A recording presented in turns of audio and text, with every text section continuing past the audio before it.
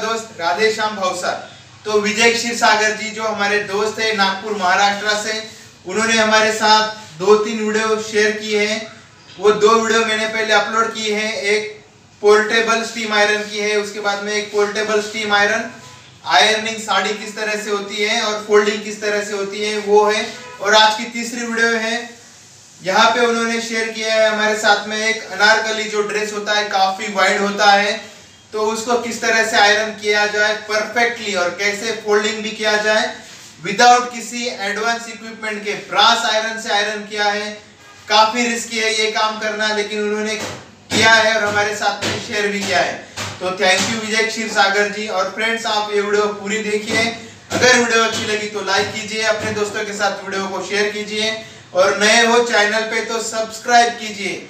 नीचे जो लाल कलर का बटन आता है तो उसको क्लिक कर देना, उसके बाद में बेल आइकन आएगा, उसको भी क्लिक कर देना। Thank you friends, god bless you all, thank you. Thank you Vijay Kshirsagar ji ये वीडियो क्लिप हमें प्रोवाइड करने के लिए।